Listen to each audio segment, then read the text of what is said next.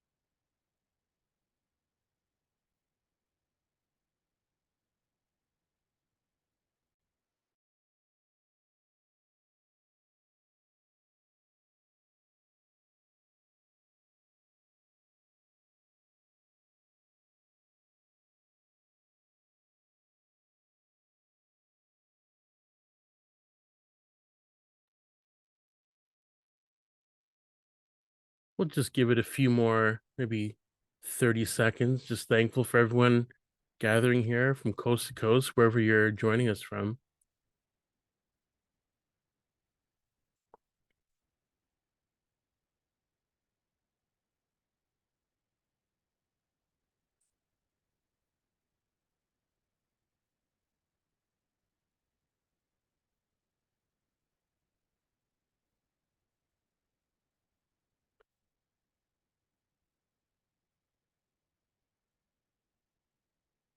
Okay, why don't we get started here, everyone? Uh, I'm really excited to be here as a moderator. My name is Jeff Pereira, and welcome to Pathways event here this afternoon or this morning, wherever you're joining us from. I'm joining you from Toronto, the traditional territory of many First Nations peoples, including the Mississaugas of the Credit, Anishinaabe, Chippewa, Haudenosaunee, and the Wendat peoples, and now home to many diverse Indigenous and non-Indigenous peoples. And as a settler here on traditional lands that we call Canada, my parents came here over 50 years ago, got married in Sri Lanka, moved to England, and eventually came here. And I grew up in a home of domestic violence. My father was physically violent towards my mom, and at an early age, that did two things. It made me sensitive and aware of the reality of women and girls and gender expansive people. It also got me thinking about us as young men and boys. My personal journey was trying to understand why we are the way we are as men and trying to connect to my fellow male classmates, in grade school and eventually middle school and high school. And that personal journey led to a professional journey for me, where I began the work really in 2008 of trying to invite and engage men into helpful versus harmful ideas of manhood, helping end gender based violence, and becoming a part of change. And that work has led to me doing talks across Turtle Island, North America, creating a site called Higher and Learning where that work continues. You can find out more about me there. And again, very thankful to be here with you all today for this important conversation. And by showing up, you're demonstrating that promoting gender equity and preventing gender based violence in our schools also matters to you. So, a couple of quick notes on Zoom. Now, if it's helpful to you, you can turn off closed captioning, turn it on, sorry. That feature can be found at the bottom of your panel. As you think of questions, please feel free to drop them in the Q&A box. The button for the Q&A can also be found at the bottom of your panel. Now, we'll try our best to answer every question that we can in the time that we have. There's never enough time for these conversations, but I'm so glad that you're all here to keep the conversation going in your personal and professional lives. And please feel free to contribute to the conversation in the chat as we continue here. So, three things are going to happen in this session. One, you will learn evidence based tips on how to progress gender justice by engaging boys in K 12 education. You're going to hear how our panelists have used those tips in practice, and you will gain new resources to continue learning, growing, and taking action through your work. Now, this is how we're going to spend our time together. There's going to be an introduction, which is happening right now, introducing the topics, our panelists, and their work. Then we'll have a panel discussion, which we'll move into right away. And then we will have about 10 to 15 minutes left for the important part, I think, Q&A with the audience. It's great to have that engagement with you all for sure. And then we'll close. And before wrapping up, we'll ensure to let you know how you can keep in touch with, contact the organizations of the speakers, and access resources to keep learning and to take action. So right now, Charlotte is going to launch a quick anonymous poll to give us a sense of who is in the room. So please take a couple of minutes to complete the poll.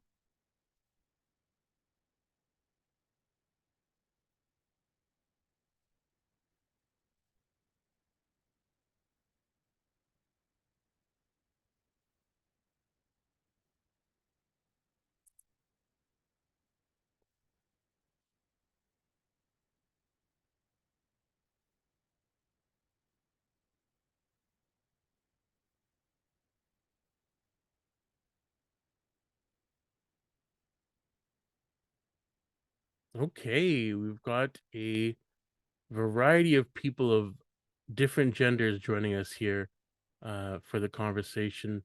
Majority identifying as female, but it's great to see folks here who are non-binary and male, people again across the spectrum. Thank you so much for participating in that. We appreciate it.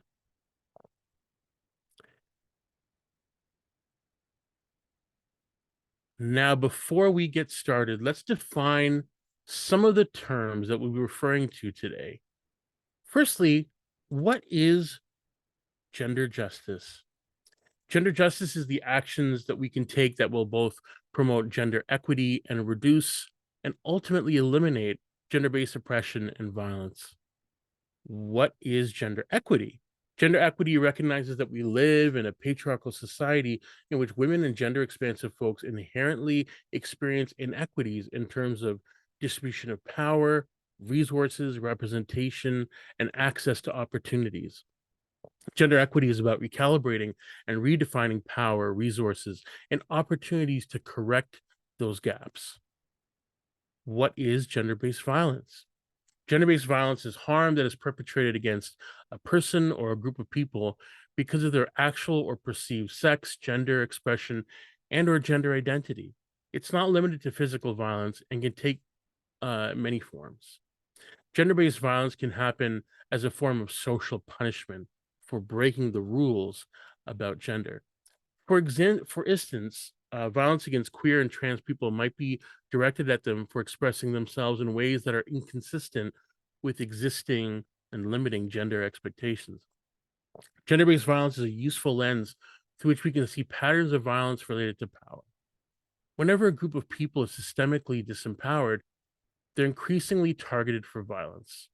So, for example, women are almost 4 times likely than men to have been sexually assaulted at least once since the age of 15. For Indigenous women or women with a disability, it's even higher. And gender-based violence is a useful lens through which we can look at violence between men. Think about how often violence between men is connected to establishing dominance hierarchies by attacking one another for failing to perform masculinity the right way. So why work with men to achieve gender justice? Most men do not want to hurt themselves or others. They don't want to be part of the problem. They want to be part of the solution. So let's create those opportunities. Despite not wanting to be part of the problem, most violence is still committed by men. So if you want to do something to prevent it, it's important to work with men and boys to encourage their healthy development and support them in taking on positive, pro-social roles and identity. Boys and men are also harmed by restrictive gender norms.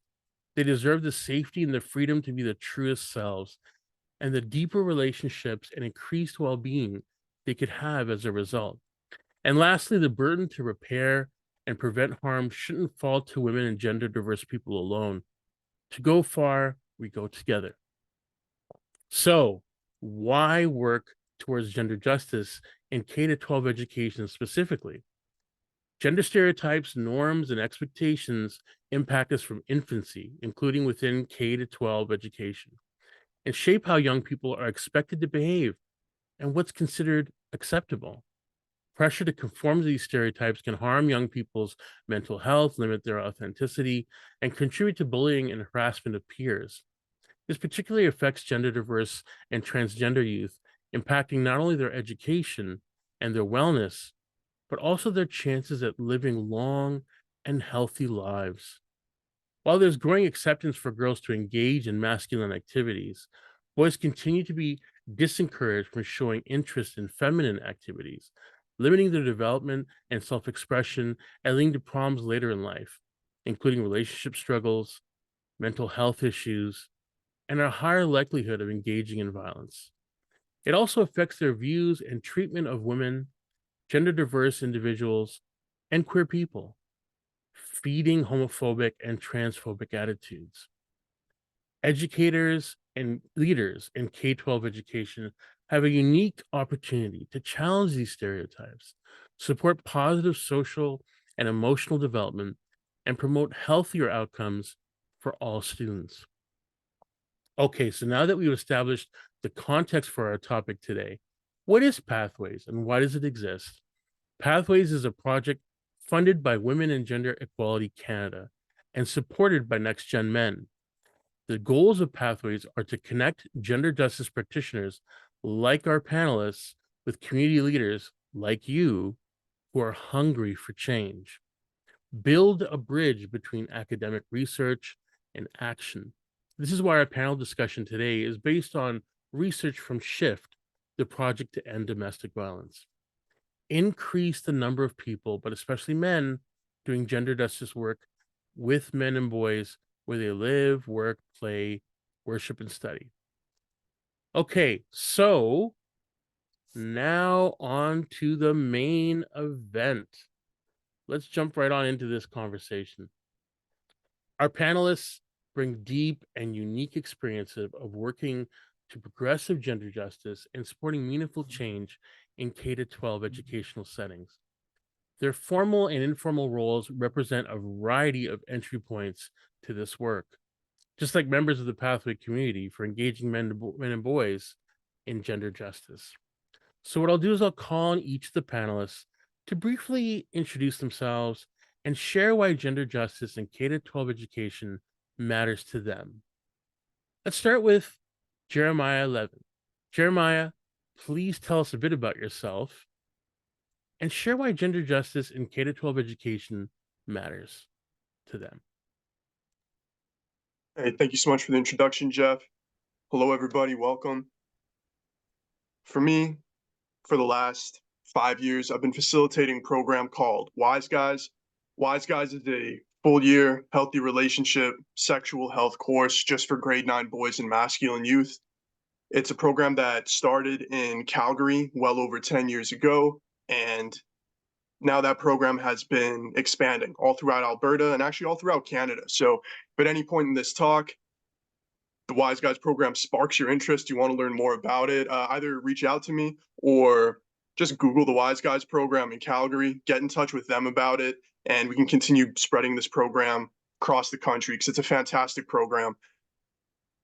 Right now, I'm working at SACE, the Sexual Assault Center of Edmonton, really, really great organization in the city. We do a lot of really great consent education, sexual violence prevention education, and Wise Guys is just kind of like a newer, really innovative, really awesome way of doing that. A lot of the presentations that we do at SACE are just kind of like one-off presentations. We'll come through to your health day at your school, give you a really, really, really solid presentation. What I love about Wise Guys is that it's a full year program. So me and the other Wise Guys facilitators, we get to build that relationship with students at a school, meet with them over and over again throughout the school year. And through building those relationships, we can do an even deeper, just like better job with just this gender transformative work, right?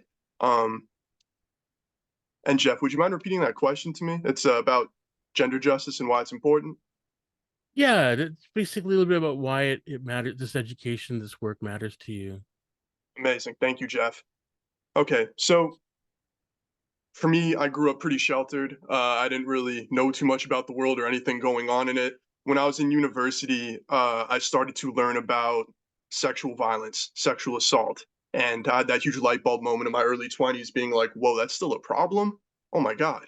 The more Mhm. that I've learned about it, I quickly realized that I wanted to do something about it. So I decided that I wanted to find a way that I could work with young men, work with teens, to teach them about consent, to teach them about their sense of masculinity and have them think critically about it because we know that patriarchy is such a major cause for sexual violence and such a huge impediment to people on their healing journeys from abuse like sexual violence. And I got so lucky that after my degree, I was able to start teaching sexual health and was able to just find the Wise Guys program and start teaching it. So yeah, I'll leave it at that. Thank you. Awesome. Thanks, Jeremiah. Thank you for the work that you do and continue to do. You and your colleagues out there, so important. Next, we have Stu Ross. Stu, please tell us a bit about yourself and why gender justice in K-12 education matters to you. Uh, okay, yeah. Thanks, Jeff. And yeah, I'm a high school teacher from Peterborough, Ontario. I teach grade 9 and 10 science and grade 11 and 12 biology. I sort of started this journey myself in learning about healthy masculinities through Next Gen Men, became a Pathways member. And just because similar to Jeremiah, growing up, there wasn't a lot of discussion about how to be a man or how to be masculine, other than the um, social constructs in the man box and that sort of thing, sort of laid out for me. Um, and I feel that gender justice in K to 12 is important, and I'll speak specifically about grades 9 to 12 because I don't teach in the elementary. That is a completely different breed of teacher, and I applaud them. But I think there needs to be more safe, accountable spaces for the boys and young men in grades 9 to 12 so that they can learn about who they are and what kind of man they want to be. Right now, there are only accountable spaces and not safe ones. And so I think if we can provide the safety part for those boys, we see a lot less. We see better mental health for them. We see fewer trips to the office. We see fewer instances of conflicts between them. As you were mentioning, Jeff, at the beginning, a lot of gender-based violence is between is men with other men, and that gets learned when you're a boy. And they need spaces to unlearn that. Amazing. Awesome. Thank you so much, Stu. Our final panelist is Brendan Kwiatkowski. Brendan, it's great to see you here as well. Please tell us a bit about yourself and why gender justice in K-12 education matters to you. Thank you so much. Hi, everyone. My name is Brendan, and I was a high school teacher in Langley, British Columbia, and I was doing my master's in special education and came across the statistic that 81% of students diagnosed with emotional behavioral disorders are male. And that's kind of what started me on the academic path of like overdiagnose, underdiagnose, what's going on here, how much is socialization. And I used to be a biology and history teacher. And I created what I call a gender conscious social emotional program for grade 11 boys diagnosed with behavioral needs for my master's research. And I'll talk more about that later. Very powerful experience. Long story short, ended up doing my PhD at the University of Edinburgh, focusing specifically on how important is the role of emotional expression in shaping boys' experiences and beliefs about masculinity. So essentially, I compared the most emotionally expressive grade 12 boys to the least emotionally expressive grade 12 boys and compared, their experiences and beliefs growing up about being male, about being man, and how similar and dissimilar were their experiences and beliefs. And there's so much that I could share of as to why this matters. Um, but I'll go for one angle is because being around a lot of teenage boys in my experience is that gender justice I care about for the safety and well-being of people who are impacted, but also just care about like the humanistic flourishing of people in their interpersonal relationships and the impact that like what I call restrictive masculinity. It creates disconnect within boys and men themselves, and that disconnect of disconnecting from emotional parts of themselves also creates disconnect and harm for other people that they are in relationship with. And so, one reason why I care about gender justice is because I care about having positive interpersonal relationships, because I think connection is such a healing force for individuals and for our society. And so I care about it because I care about people having more deeper connections with people in their lives. So good, amazing. Thank you, everybody. Uh, Folks, please check out the work that they're all doing, our amazing panelists. And I don't think I mentioned at the beginning, but a shout out to Charlotte from Pathways, Veronica of Next Gen Men. They're behind the scenes doing the heavy lifting, pulling the virtual tech strings that I know nothing about to make all the webinar things cook and groove. So thank you so much. And they've put in the chat the links to all our panelists' websites and all their information. You can find out more about the work they do and to support and get involved and to take action. Another great thing to look up is the report that we'll be leveraging through this conversation, which is the Shifts 2022 report called Calling in All Men, 26 recommendations for engaging and mobilizing men to prevent violence and advance equity. That's going to be the basis of our discussion today. So I encourage you to check that out afterwards as well. So let's get into it. We have a few. This is always a dangerous thing to say as a moderator. We're a little ahead of schedule, so that's obviously going to disappear with the great conversation. So I'm just going to encourage the panelists. You got a little bit of room to kind of just breathe a little bit more with your responses, and I'll make sure we keep on track with timing. But the first of Shift's recommendations is that we talk about the idea that while transforming gender norms is important, it doesn't always need to be our starting place. For example, focusing heavily on the ways in which boys might cause harm to girls or gender diverse people might evoke feelings of defensiveness and guilt, which can stifle discussion and openness to learn. Instead, creating an environment where boys feel safe to share, learn, and make mistakes can lead to more impactful results in the long run. So Jeremiah, we'll go to you first here. Can you tell us a little about how you have successfully engaged boys using techniques that included, but didn't start with, a gender transformative approach? Brilliant. Thank you for this, Jeff, and thanks for your words on it. And I totally agree with what you're saying. And also, Stu and Brendan, you were speaking to this as well, that if we kind of start off on the offensive, let's say, if I'm working with a group of young men and I just talk about the ways that they are very likely causing harm, even though maybe I've never even met them before, they might have a higher tendency to shut down, not actually listen to what I'm saying. So we can take a different approach here.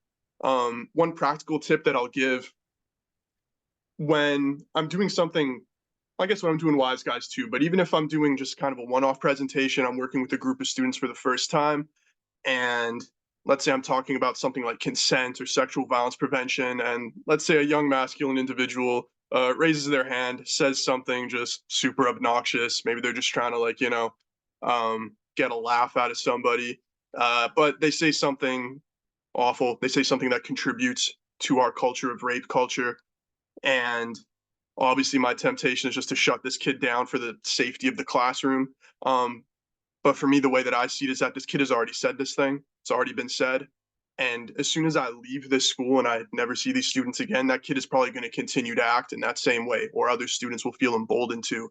So I take a different approach. Rather than shutting that kid down, at least shutting that kid down right away, what I start off with is actually thanking that individual. I thank that individual for sharing something.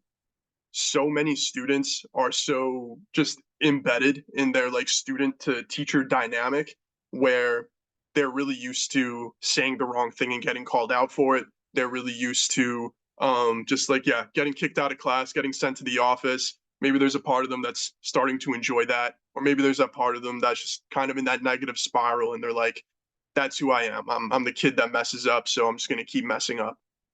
Whatever it is, I would usually start off by saying like, "Hey, thank you so much for bringing that up.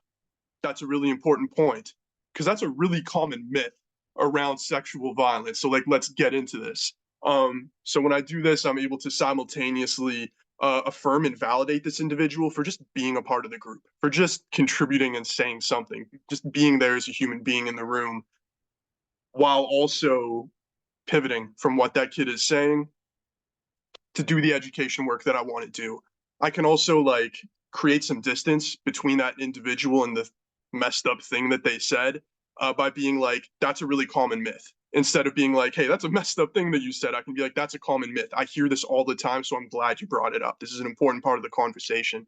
So that's one thing that I do when I'm working with students in Wise Guys who I'm seeing all the time, or even just students that I'm just seeing once and will never see again, to talk a little bit more broadly about having a gender transformative approach be there, but not necessarily be at the forefront, not necessarily be what we lead with.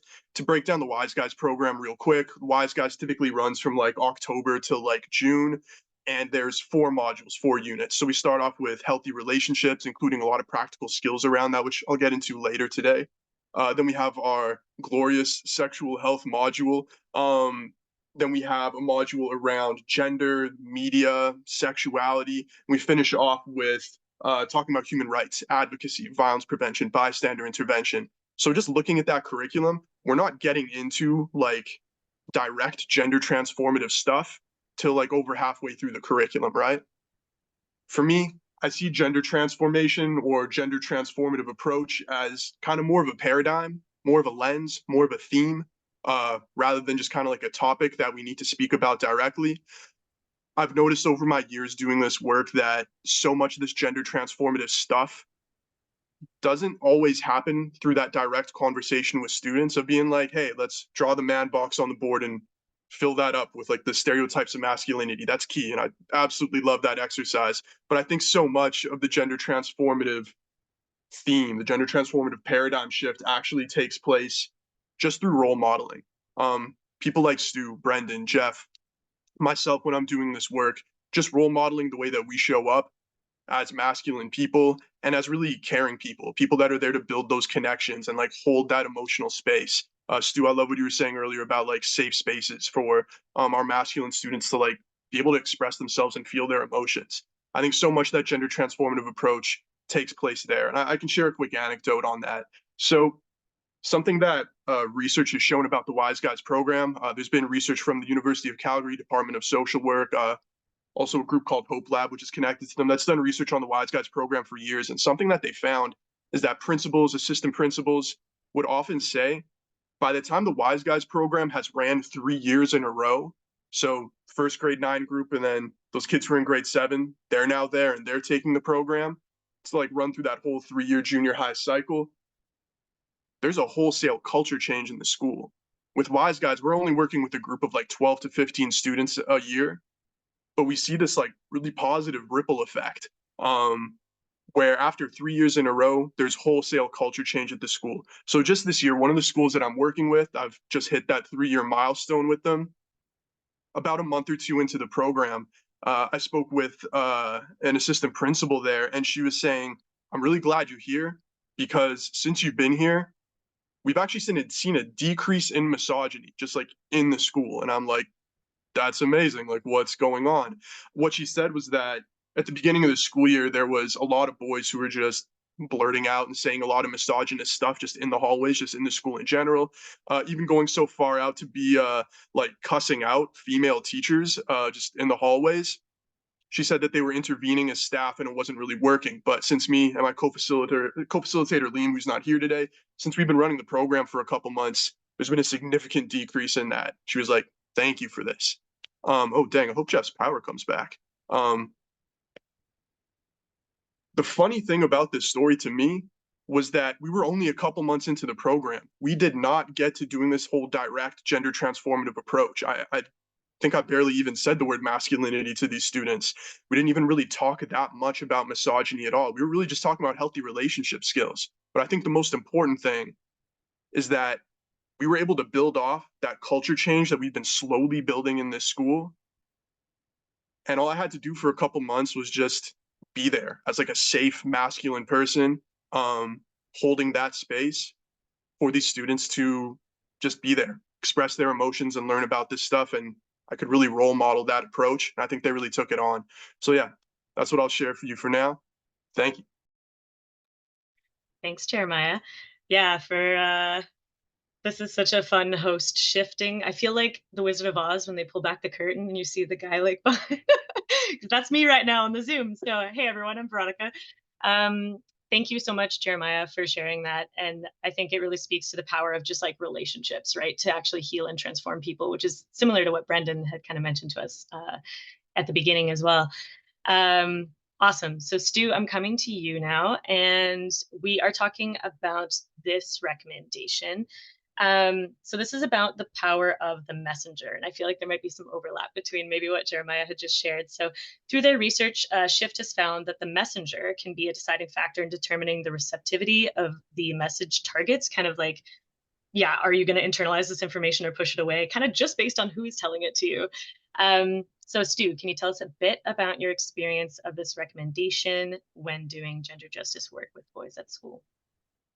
Yeah. I think if we're looking at the power of the messenger, especially in high school, you've got a lot of male teachers who are working with boys all day, every day, and we're working with them in the classroom, and there's a message that we're presenting to them there based on the subject we teach. And then we also working with them as coaches, and there's a context of messages there as well. And I think as those role models and as those mentors for those young boys, hopefully we become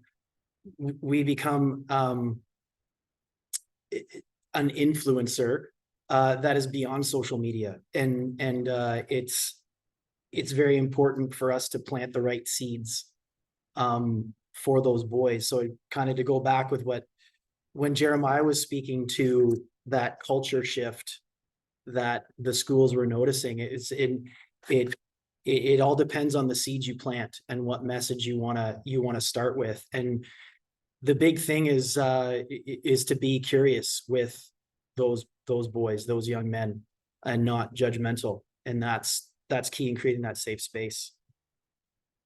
And also it's in terms of the messenger, there's very much you get a, what's the word I'm looking for? There's a prejudice based on the subject you teach as a teacher as well, because kids associate whether they like the teacher or will listen to the message based on the subject they're in. And typically, those young boys are going to put, most of the time they're going to put their male phys ed teacher on the pedestal, because that's, they're the athlete, they're the one that fits into the man box the best. And then, depending on their enjoyment of the subject, the influence of the messenger can either increase or decrease. So it's important to take that into consideration, especially in a high school environment.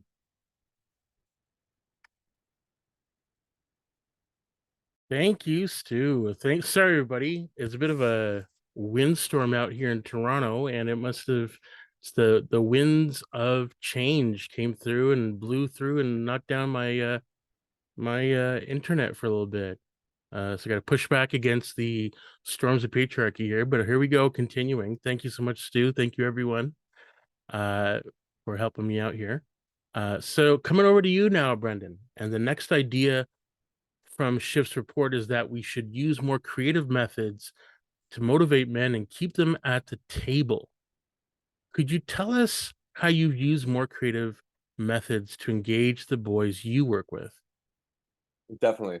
And maybe let's start with what's the least creative method in general. I know Dr. Brene Brown says that the number one classroom management tool used in schools, she argues, is shame. And I think as most of us are educators, it's really understandable when you're overwhelmed in a class that like, yeah, shame is really good for short-term control of behaviors, but not for long-term sustainable changes. And the thing about shame from an emotional perspective too, is that sitting with shame is like, I am bad, which at the same time, holding the tension that accountability and recognizing areas where you've hurt other people is really important to hold. So not saying that that doesn't come later, but holding this tension of like, I am bad or I'm worthless is a really hard psychological, emotional experience to feel. And a very common reaction to that, especially socialized for boys and men, is anger. Is that if you externalize it, you will blame someone else because it's really hard to hold that mirror inward, and it's easier to externalize that and blame that onto someone else. So one of the most creative ways that it's one of those things where you design something and you don't realize how effective it was. And that's kind of what I found in my year-long social emotional program for grade 11 boys, is what ended up being such a huge buy-in was that how I structured it was that the first semester would be psycho-educational.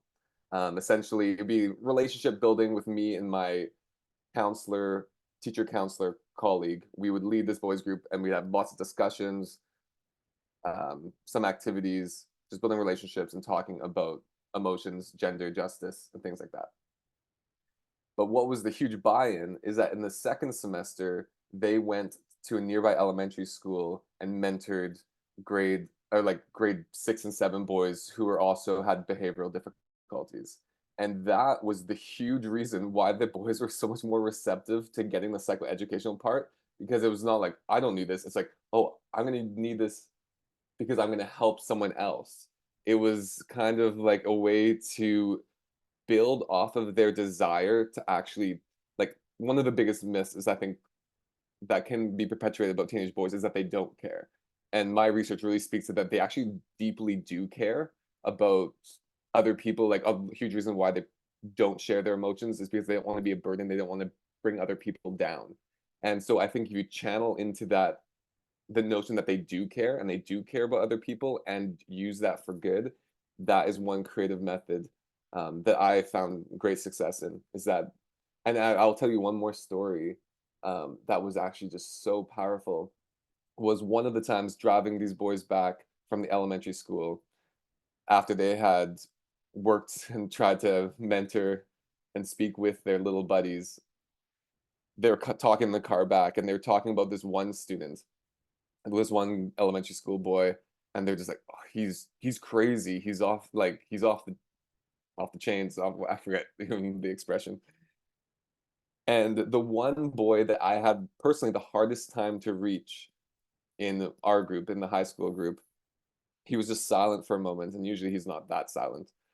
But they're all talking about this boy and how kind of crazy he is. And then he's like, that boy was me. Like I was that boy in elementary school that would have caused all these issues. And like you're talking about him as if he's like this animal or this other creature. And in the sense, like I kind of get it, but like that was me. And that was a really just powerful moment where you get boys engaged for caring and helping other people. It kind of fits in with the notion that like the men are protectors and providers, but you're kind of using that in a positive way of them helping other people, but then they have that mirror that you turn to look inward later on and realize, oh, this is not just, I'm like seeing some of my inner child as well and kind of responding to my inner child as well. So that's one more creative way. The second example that I have is, I'm not sure how many of you have ever found that some of your students that maybe have more difficult home lives often act up near Christmas break or winter break. I have found that. And all of the boys in my group were like, not all of them, a third of them were like getting suspended or in class suspensions near Christmas time. And it's like, what's going on? And so I decided to, I called them calling in cards. So how to keep these boys at the table, but I called them in, and it, and I wrote them each individualized Christmas cards. But what was really key about it is that I wanted to call them in to what I just appreciated and valued about each of them, and the so-called like the light I saw in each of them. And a couple of boys, when I handed it to them, not that I'm tearing up is the end all be all, but two of them said like this is the nicest words they've ever received from anyone in their lives. And one boy reached out to me a couple years later, or a couple years ago, and this and just said like I still have this on my mantle, or I still have this in my room. And it requires that you have a relationship with them so that you can, because I wanted to make sure that I'm not faking what I'm calling them into. It's like like if I don't actually see a lot of positive things to say, it's like what is the actual authentic positive thing I can say about this boy? And that ended up being just a different way and a different approach to things, and it ended up being this sense of connection that fostered our relationship in a good way. There's a lot of other examples.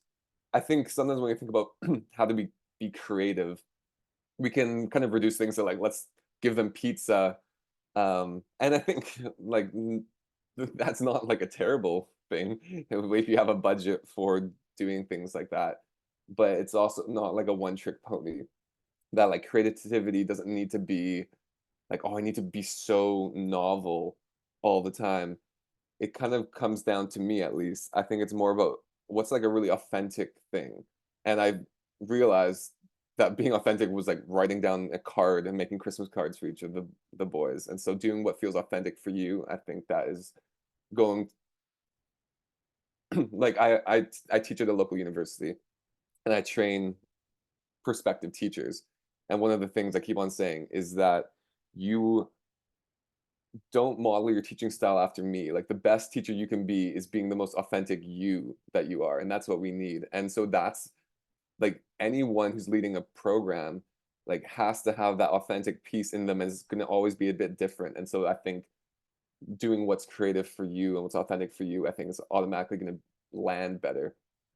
And similar to what other people were saying, but I'll just end it with this example, is that one way to keep boys at the table is that, and this is attention, is that you need to have space to have potentially dangerous conversations.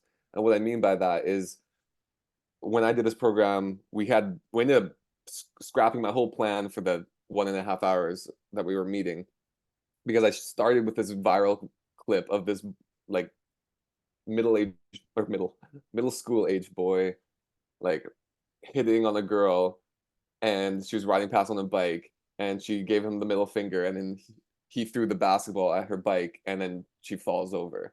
And that ended up sparking this huge conversation of, and it was like a conversation that was like, I don't know how this is gonna go. And and that requires you having a space and a established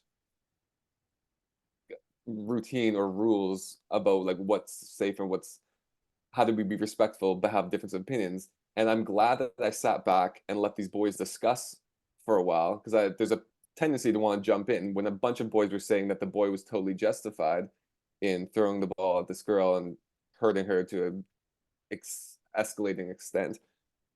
Then I was glad I sat back, because then one boy stood up against it, and that changed the whole thing and the dynamic. And so being creative is also allowing dangerous conversations, and it's not always neat and tidy, and there's a Mm. level of messiness that you have to, hopefully you have admin if you're doing it through schools that understands that and is a bit it's, you have to be comfortable with some discomfort. So I'll leave it at that. Amazing, so good. I just want to add or open up to Stu and Jeremiah. Do you have anything else to add to that, or any stories of your own or thoughts, reactions to that? Yeah, I I agree with that last statement there that Brendan made is the creativity doesn't mean perfection, or being nice and neat and tidy. You do have to kind of let conversations go, to just let those boys know that it's their space. Again, it goes back to the safe, accountable spaces. Like, this is a safe space for you to talk about something, and you might mess up, but there will be an accountability piece. And my experience with that is was working with my colleagues in the phys ed department to change the way they talk about consent education with those boys, because they I don't know, from the time I was in high school until even just now, still consent education is, it still paints it like Jeremiah said, it lists how boys are bad with consent, and but then we never tell them, and we never have that discussion around how to do it properly, and how to talk about consent properly. And regardless of what context that consent is in, whether it's consent around sexuality and intimacy, or if it's, just consent in general social places. So, but yeah, the conversations, letting the conversations get a little messy, is it definitely, as the adult in the room, it takes some practice. So yeah, that's fantastic. It's so funny. Like, I wanted to say before I got disconnected earlier, how that old school saying of being hard on the issue and not the person, and just creating these ways to meet people halfway, meet the youth halfway that we're working with is so critical. I really appreciate it.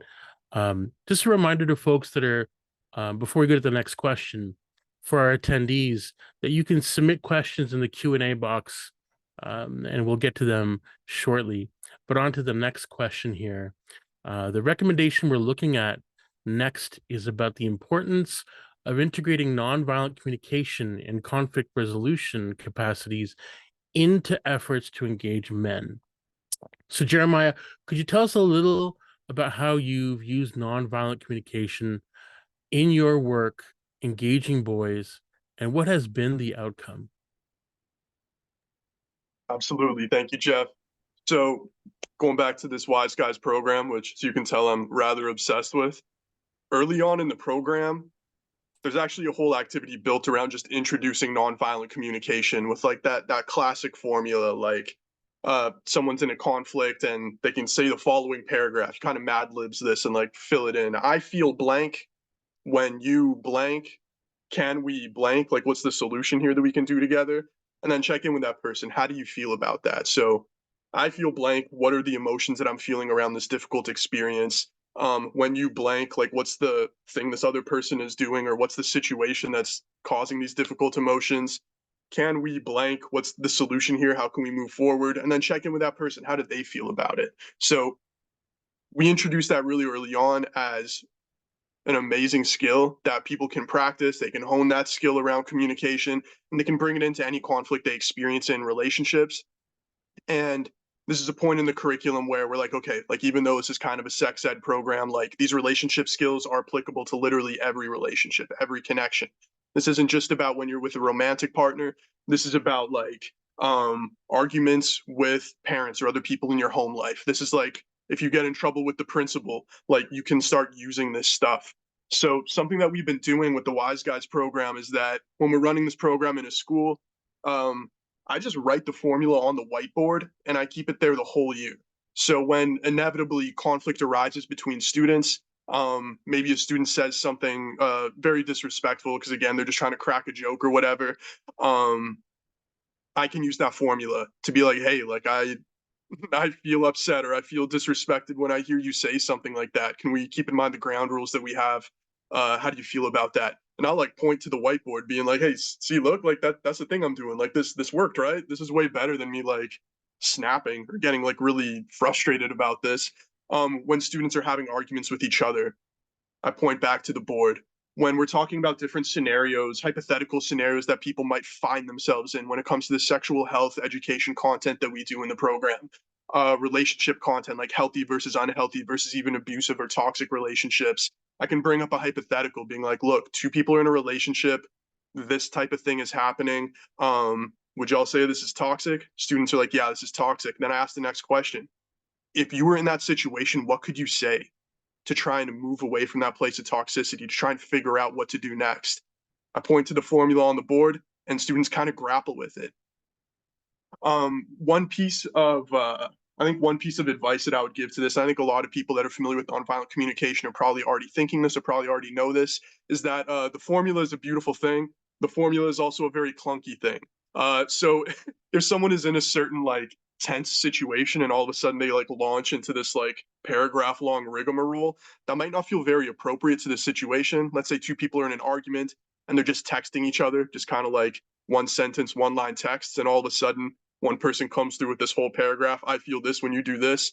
That might not de-escalate things. That might further escalate things where it's like, oh, okay, we're getting into like paragraphs now. And that can actually make things more intense. So I let students know this nonviolent communication formula is brilliant and they can use their own judgment to just kind of break off pieces of it and use those pieces when appropriate. And then over the course of a whole conversation, you can address all those points. So that's kind of a finer point that I'll give you all about nonviolent communication.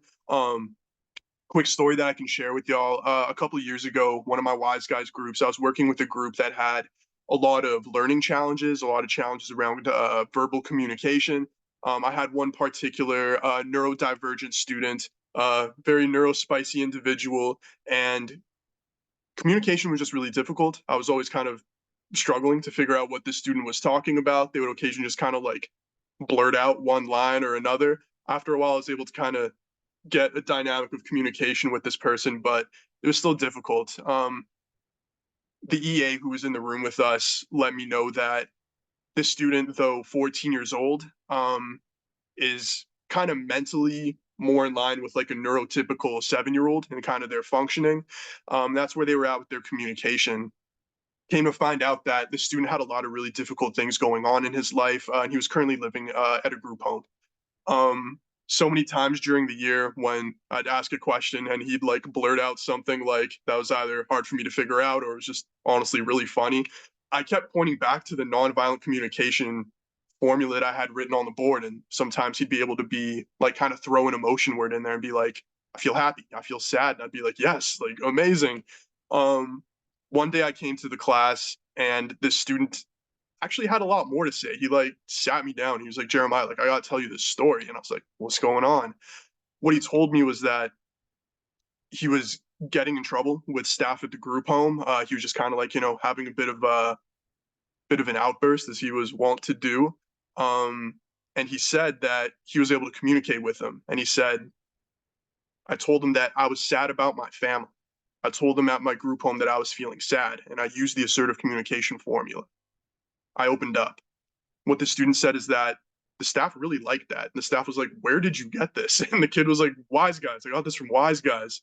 I've never worked at a group home, but for the friends and colleagues in my life who have, they've told me that this is kind of a rare thing. We usually don't see that kind of growth or that kind of like really positive communication with a student who's really struggling with that. So what I saw here was that not only are we giving students really important communication skills that are going to help them out in their relationships, not only are we doing gender transformative education work here, but to bring in that lens around ableism, we can also do really amazing work for students who find themselves caught within these systems, within these institutions where the way that they're being disabled by society is getting in the way of their flourishing, the way of their well-being, and we can give them some tools as these students try and work through that. So yeah, I'll leave you with that. Thank you. Amazing. Thank you. Stu, Brennan, anything you wanted to add before we keep going here? Amazing. If Brendan, are you good? Awesome. And just to remind everyone, and again, shout out to Veronica and Charlotte dropping links in the chat connected to what our panelists are talking about. So There's some great stuff there. You can scroll back through and click on those links. And please, any questions you have for our panelists, drop them in the Q&A box, and we'll keep going here. The next of Schiff's recommendations emphasizes the importance of developing the capacity for empathy to increase pro-social behaviors, prevent violence, and change inequitable social norms. Schiff writes, this is particularly important given the ways in which boys are discouraged from building empathy skills at a young age due to harmful male gender norms. That's recommendation 15. So Stu, can you tell us a bit about how this recommendation has worked for you, and how have you supported your male students in developing more skills for empathy? Yeah, so this one resonated with me, and it connects to it connects to one of the things Brendan was talking about in the first recommendation he spoke to is those boys who got to go and mentor younger students, and it just them learning that empathy piece there. So I think that's great that is happening.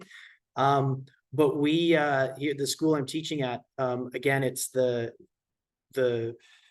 collaboration that I've been doing with my male colleagues in the phys ed department to look at the grade 9 and 10 boys health education units, and we've integrated the next gen manual in building lessons in again to creating that space in the classroom where they feel safe to have the conversations, rather than just talking at them about healthy masculinity, sexuality, all that kind of stuff, and mental health.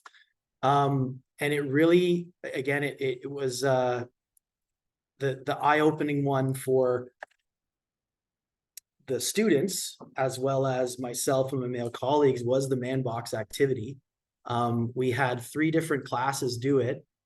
None of them got to see the other class's man box, but when you put them up against beside each other on the wall, they all look pretty much the same. So the first time we did this, it was 2 grade 9 boys phys ed classes and a grade 10 boys phys ed class. And they each did the man box activity, and after all 3 were done, the teacher decided to show each class all 3 man boxes side by side, all three chart papers, and they're all just blown away by the fact that there's this script that they have to follow, that is not written, that is not taught, but it is enforced. And I think in that instance, those boys started to see each other differently. And it was that chance to talk about, now you can learn about someone and not be judgmental, because that's the part of empathy that is important, is holding a non-judgmental space for someone, but also being able to hold a non-judgmental space for yourself. And I think that was a key moment in those boys in those classes being like, okay, you know what? This is something that I'm as a teacher, I'm at a loss for words, which doesn't usually happen. But them recognizing that the behaviors that they're sometimes called out for are not necessarily their fault, but now they know how to change them. Now they know how to move forward and be better. And to not be judgmental of themselves in that space. So first they learn that they can be empathetic with themselves, and that makes it so much easier to hold empathy for their peers and other people.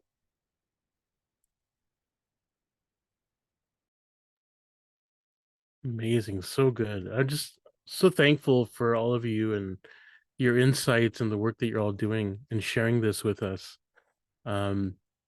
The last recommendation we'll explore before we dive into the Q&A portion of today's session is that in order to work towards gender justice, we can leverage the power of men's relationships with other men. That's the 12th recommendation. Brendan, can you tell us a bit about what comes to mind when you hear this recommendation and how you've used it throughout your work? Yeah, and I want to preface what I'm about to share because I think there's an extreme that we can get, and I think the questions that I'm reading in the Q&A are great questions. And there's an extreme that you can get as that like men are the only people that can be role models for young boys or men, and that is not where I want to go um, in what I'm about to share. But I also don't want to ignore the importance and the power of positive male role models because that's the case. But it's not exclusive. It's not like women teachers or uh, non-binary teachers can't also leverage their relationships. It's not all or one. But we do know things like men are more likely to go to therapy if they know another man who has. Men are more likely to take paternity leave if they know another man who has. There's research. It's 2005, so it's old now. There hasn't been an updated one, but it's a kind of depressing study that found that gay straight alliances in schools only significantly reduced homophobic bullying if straight males who were popular were also involved. So the only way, and gay straight alliances have more purpose than just reducing bullying, but if you look at the influence that having social power has, that straight males have a lot of sway for other males. Um, and thinking about my own PhD research is that one of the things that I found comparing the most emotionally expressive to the least emotionally expressive teenage boys is that a lot of the most emotionally expressive teenage boys were athletes. And I'm not talking about like they had more angry outbursts. That's not one thing I was really looking at, but their ability or willingness to share vulnerably about their emotions with people close to them. They tended to be athletes. And what was going on there? There's a couple of layers to analyze. One is that sports was often a thing that helped them be confident, but one of the main reasons that helped them be confident to expand from the man box is that they had some masculine currency, some social currency that, hey, I can challenge some norms more than my peers because I also will always be respected as an athlete. And so, and it wasn't, that wasn't 100% of the cases, but that just tended to be a pattern that I noticed.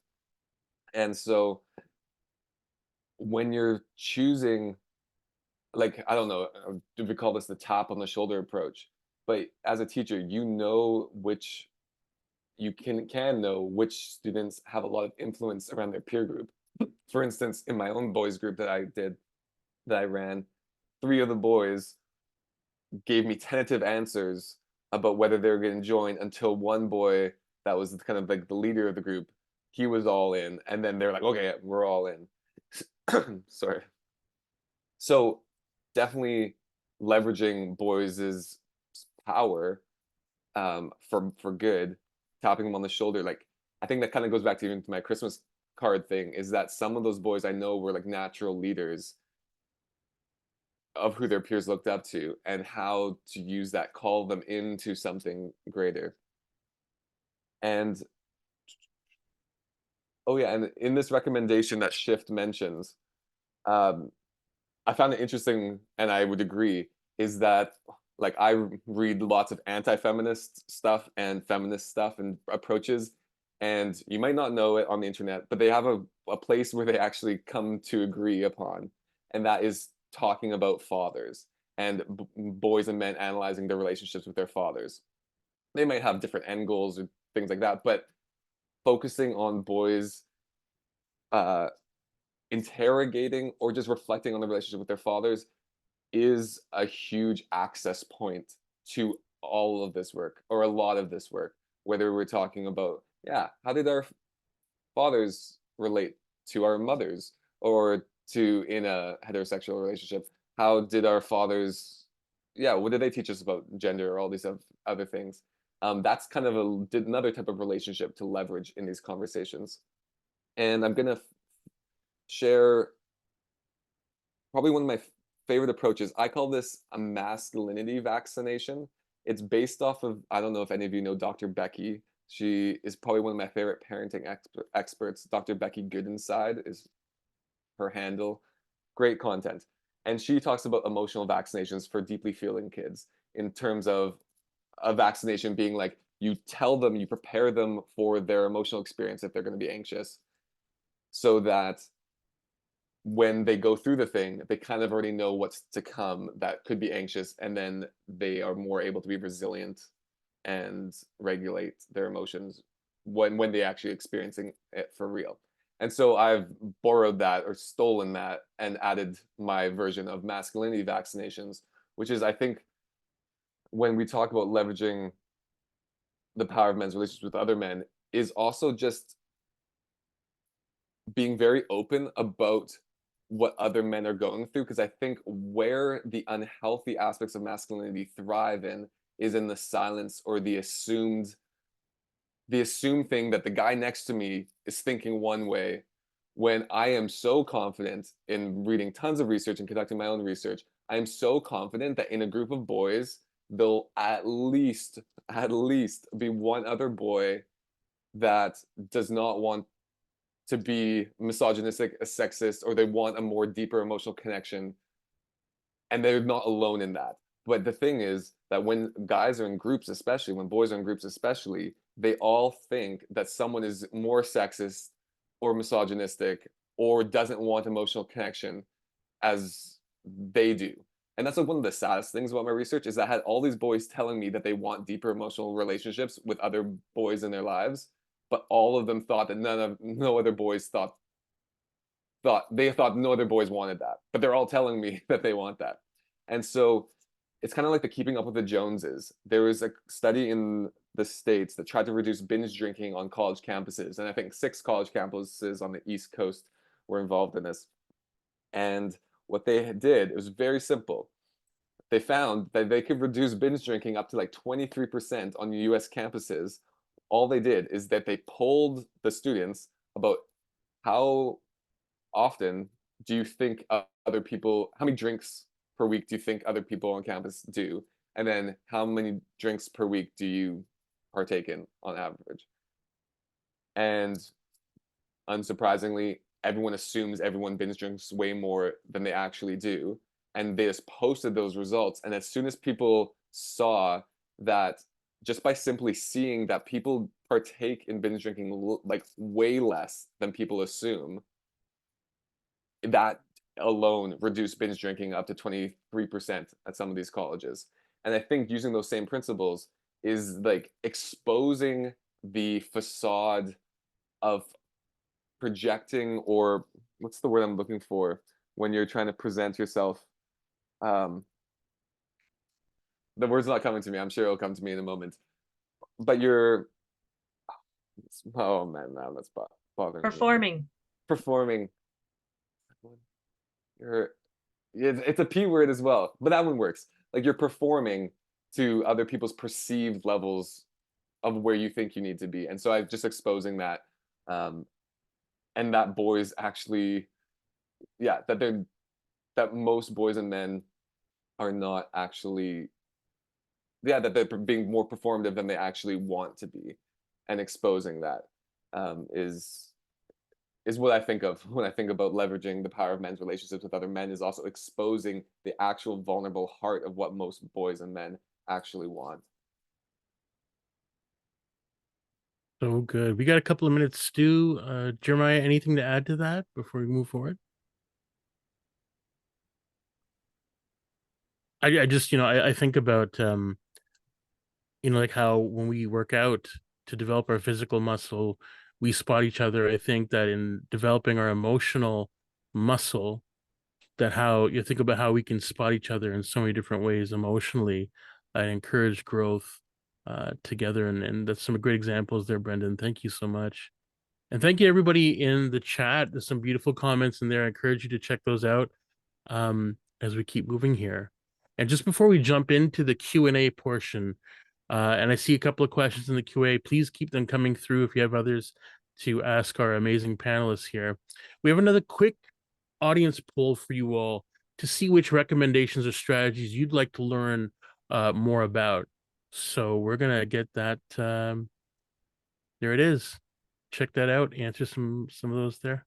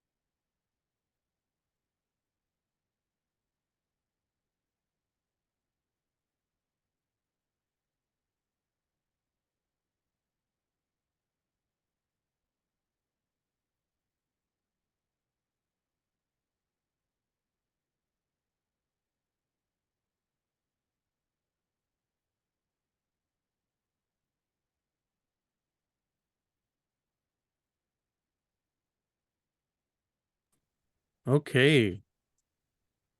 That's great. I love these questions. I was like, oh, I want to participate too. It's awesome to read the feedback. Thank you so much, everybody. It's very helpful. So we are going to move into the Q&A portion of today's session. Yeah. And I'm excited. There's a couple of really good questions in the Q&A section. We're going to jump right into them here for our illustrious panelists here. First one's from Cecilia. Considering the majority of participants today are women and non-binary folks, and this also reflects the vast majority of educators and folks involved in gender justice work in general, what advice do you have for somebody who is not a man or masculine figure to be an effective messenger in this work?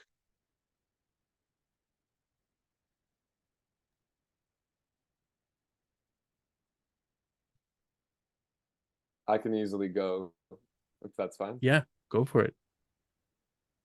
Yeah, such a great question, Cecilia. Thank you. And so many different ways to tackle this is that one is not viewing that as a deficit by any means, because a lot of boys have very complicated relationships with older men as well in their lives and might feel way more comfortable and safe opening up to a woman. In fact, in my research, it came up as a theme I identify called women as emotional safe havens, is that the majority of boys actually felt way less intimidated and more comfortable talking to a woman, whether they're here or their mothers, or yeah, I don't think anyone mentioned an older. Anyways, but viewing that there's a lot of boys out there that might actually that could be a huge strength.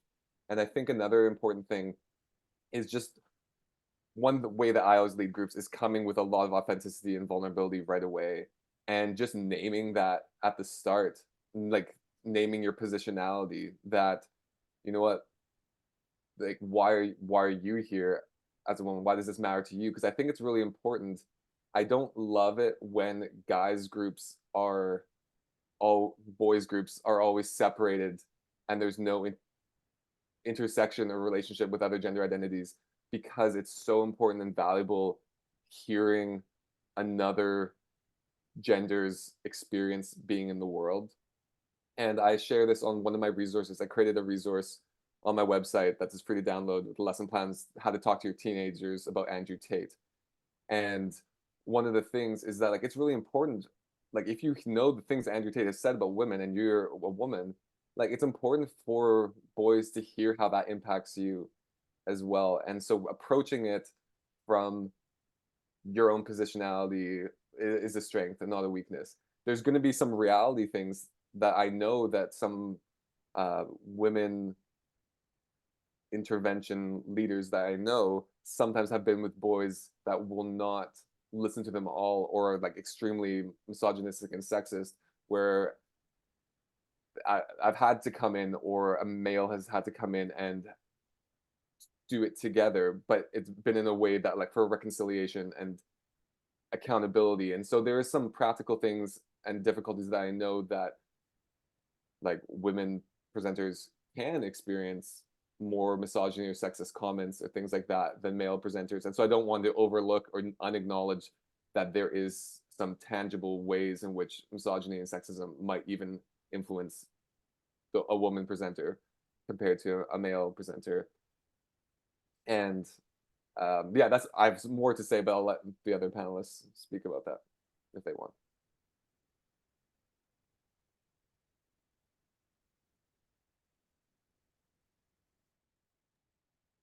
Yeah, thank you for that, Brendan. I can hop into. And yeah, Cecilia, thank you so much for this question. I got a couple threads I'd love to pull on with this.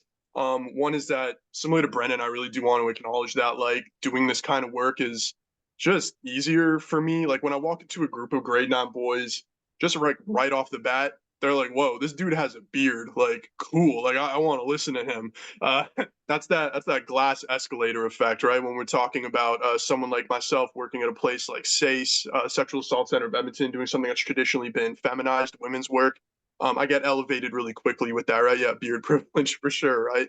And kind of what I see is that there's a difference between kind of vulnerability and being seen as an authority. So like when I'm like meeting young men where they're at, I start off with these guys seeing me as being in a place of authority when talking about masculinity stuff, relationship stuff, sexual health stuff. But a lot of them aren't going to right away see me as a person that they can be vulnerable with because of that patriarchy. Because they're like, oh, this is another masculine person. Like I got to suss him out first to see if I can be open with him. And to kind of flip it, I know I'm really working within the gender binary here, but to like flip it when we're going to talk about someone who's more feminine presenting, we might see the flip of that because of patriarchy, right? So a woman or a feminine presenting person like working with young men and masculine people, there might be less of that immediately being seen as an authority on this stuff, but there's going to be a lot more of that immediately like, oh, I can be vulnerable with this person. And that is leveraging that patriarchy, right? So I've talked to some of my colleagues who are women who do group therapy with men who are healing from experiences of sexual abuse, sexual violence. And they're like, you know what? Like, they're like, Jeremiah, we're actually doing similar stuff with this psycho ed stuff that we do and education stuff that you do. But a lot of guys are actually way more comfortable to open up around us because we're both women running this. And I was like, yeah, totally fair. There's certain ways where I'm going to be seen as an authority, but young men might be less likely to open up with me right away. So I got to work harder to hold that emotional space. And so that's like one thread I could recommend pulling on. Some of the women that I know that work in schools, either as teachers, APs, success coaches, school counselors, whatever, they find that kind of like one-on-one conversations with young men work incredibly well because that's when these young boys will just like completely open up. All of a sudden, they take off that mask of masculinity they've been wearing in the hallways and they just immediately start crying their eyes out. And I've heard this so much from so many of the women that I know who work in school. So that's one thing I'd be really willing to consider. Another thing that I'd love to bring up here is that I think like a lot of what we've been talking about today has talked about how like a lot of young men and masculine people when they're acting out, a lot of it can be due to just patriarchal socialization that they're experiencing in their home life, online, what have you. But another really key factor here is just the homophobia, the cisnormativity, heteronormativity, transphobia that we have in society. We have so many boys who are in the closet right now, or so many people who are AMAB, assigned male at birth, but that's not who they are. And some of the acting out that they're doing is because they are in the closet right now and they are struggling with that. So, Cecilia, in your question, when you were talking about non-binary folks, I was immediately thinking about some of the NBs in my life who are just like, you know what I mean, like working in schools, living life, like rocking those like earrings that say queer on them and all that. And like those, when I like talk to my non-binary colleagues, they're like, yeah, I am the person that like people come out the closet to. Like people will just come to me and talk to me about this stuff. And so I really see people who are just coming through with that bravery, coming through just like repping that queerness day in and day out. That is amazing. Oh yeah, Cecilia shouts out. I love that. And so that is an amazing way that like non-binary folks and queer presenting folks can like be there for the young men, young masculine people in our lives in ways that I just simply can't because of who I am. Even though I'm putting in that work to be better with that, always putting in that work, there's just certain ways because of the way I am, the way I talk, the way I present, It's just not going to be there. So that's something that's really on my mind with that. Thank you for this question. Amazing, amazing. I love it. Stu, I know you got to go. Believe it or not, the work never ends. Stu has to run off and get to work here, continuing that work that he does. So here's a question that's for you. So you can get you to answer this before you get going. Stu, the question is from Anonymous. And I got shout out to Anonymous. I've quoted Anonymous so many times in my life. I don't whoever they are, just they have the best quotes, right? But Anonymous has joined us here today, and their question is for Stu, are physical education classes or co-ed? In your experience with the man box, Stu, would you believe this is an activity that can be done successfully with a class of mixed genders? Yeah, great question. The man box activity is recommended for a group of male or male identifying individuals only.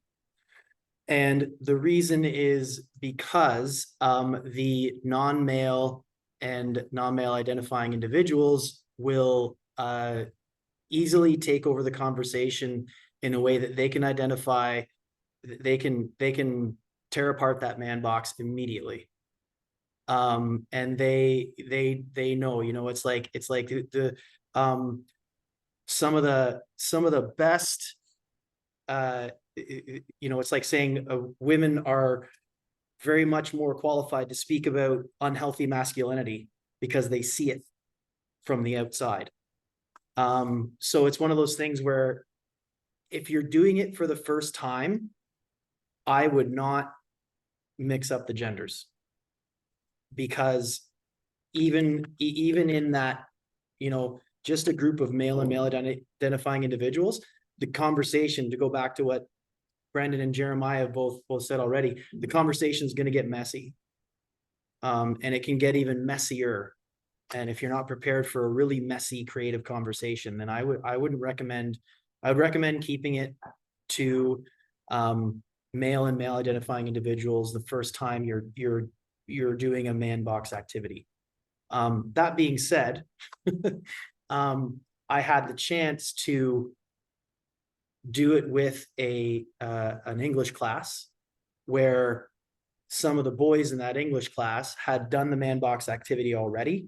The English teacher had heard them talking about it and wanted the class to do the man box activity and talk about the man box in terms of one of the novels they were reading. Because the novel was called Brother, and it very much touched on a lot of masculinity, gender stereotypes, that sort of thing. And that teacher felt it would be beneficial for the whole class to have the language of the man box. So I think the only reason I agreed to do it with a co-ed class is because some of the boys in the class had done the activity already. And I actually I got them to talk to their male peers who hadn't done the activity already to kind of prep them for that. And that kind of can touch on another question in here. Sorry, Jeff, to steal your thunder, but I saw it where it's like other teachers who are not men, what are they looking at for gender justice? Like there are non-male teachers in the building who are hearing our male students talk about their health classes and saying like, wow, that's interesting. That's awesome. Thank you for that. So sorry to steal your thunder as the facilitator there, but yeah. Steal the thunder. The wind is over here. It's amazing. all Yeah. kinds of different winds of change are happening. Fantastic. Thanks for joining us, Stu, and to our other panelists here. I'm going to throw to this question here. Bye, folks. Oh, sorry, Jeff. Yeah, no, go ahead. Sorry. I am going to actually physically leave now because my warning bell is going to ring. But thank you for the opportunity. Thank you for hosting. It was great. Jeff and Brendan and Jeremiah, it was amazing to sit in this space with you. Jeff and Brendan, I follow you both on Instagram, so I'm not going to lie, I fanboyed a bit today. And Veronica and Charlotte, thank you as always for including me in these presentations and these opportunities. So thank you very much, folks. Take That's care. my time. Off he goes. Off he goes. Thank you, Stu. Quick question here as we wrap up. for you all. If there was one tip or action, even a small one, that attendees could take away and implement in their classrooms or schools, what would that be? Yeah, thank you for that, Jeff. I'll hop in real quick. Something that I found for myself and advice that I give to any of my new teammates on the Wise Guys team is that when we're getting into topics around masculinity, femininity, relationships, emotions, emotional intelligence, all that stuff, sexual health especially, we are so embedded in certain ways of thinking, in certain systems like patriarchy, cisnormativity, heteronormativity, white supremacy, ableism, the list goes on, that there is so much internal work for ourselves to do, not only for our own healing and for the betterment of our own relationships and connections, but also for how we come off, how we present ourselves when working with students. There's so much that goes into the role modeling that we do with students. And when a difficult conversation comes up, or a student says something really challenging and awful, or we're talking about a certain topic in sexual health, if we're feeling awkward about it, or if we have some sort of like feeling about it, sometimes that can reverberate and that can come out. That's not the worst thing. We're human beings. We're stuck in these systems together. But I really recommend just seeing that internal work that we do to prepare ourselves to have these conversations is an ongoing thing. It's a lifelong thing because yeah, students can pick up on it if we're feeling really uncomfortable with it, if we're feeling really yeah, just like awkward about talking about some of these things, it'll come through. So the more internal work that we do, the better job that we can do, just kind of plugging into our own authenticity, building those connections with students, and role modeling really amazing ways of just being in the world with each other. So yeah, internal work is key, ongoing thing. Dang, I feel like that was gonna be very similar to what I was gonna say, but I'll try to do something different here. Yeah, the big thing that I say, like researching emotions, is particularly is related in that we can't expect our students to be emotionally regulated if we're emotionally dysregulated and we're responding from that place. But maybe what I'll say, like, well, the one key takeaway that I think gives me a lot of hope is one, actually have these conversations, because not having them communicates a huge deal. Like, for instance, the approach of some Australian schools is to ban conversations about Andrew Tate at their schools. So no students are allowed to talk about him. And I don't think that's an effective approach. I think that creates more of a mystique. And where do teenagers, especially like, if you say don't do this, where are they going to cling to more? But I will say that, yeah, like I always get stressed when I think of like one tip because I have this pressure that like this is the tip that's going to change your life. But that's not going to be the case. There's not, maybe this is it, is that there's not a silver bullet for any of this work. I honestly went into my PhD looking for a silver bullet. I thought that teaching emotional expressiveness would be the silver bullet that leads to gender equality. And what I found was that some of the most emotionally expressive teenage boys were transphobic, homophobic, and some of the most emotionally restricted teenage boys were huge advocates and allies to the LGBTQ community. So my notion that like there's a silver bullet, that just emotional expression is the end all be all, is not the case. And so being okay with being imperfect and figuring things out for your context really matters. Amazing. Y'all are amazing. Everyone joining us, you're all amazing. This brings us to the end of the webinar today. We hope that today's discussion fueled your curiosity and passion for progressing gender justice by working with men and boys, K-12 education. Men and boys are role models, allies, and ultimately stakeholders in achieving gender justice, and our schools are a key entry point. We hope that after today, you'll consider reaching out to the organizations of the panelists to continue to learn with them and from leaders in this field. Join the Pathways community. They offer workshops with Shift, weekly resource sharing, connection with others interested in this work, and support from experienced practitioners. Sign up for Next Gen Men's Book Club, which invites male-identified folks to dig into a curated book and connect with each other to learn and unlearn something new about our privilege and perspectives in the world. The next spring book club session starts April 2nd. Now, in the next day or so, you can expect to receive a digital handout via email with links to the webinar recording, the organizations of the panelists, as well as additional resources. If you have any other questions, please contact Charlotte, Community Project Manager Coordinator at Next Gen Men. Shout out to Charlotte and Veronica again for their amazing work. And a huge thank you to once again to our panelists, Jeremiah, Stu, and Brendan. Folks, have a great rest of your day. That's our time. Continue to be the lesson in action, and thank you for the work you all do. Much love from coast to coast. May the winds of change come through, and your internet holds, as well as your passion for change holds. Thank you so much, everybody. Much love. Take good care. We will see you on the road to change. Take care, everyone.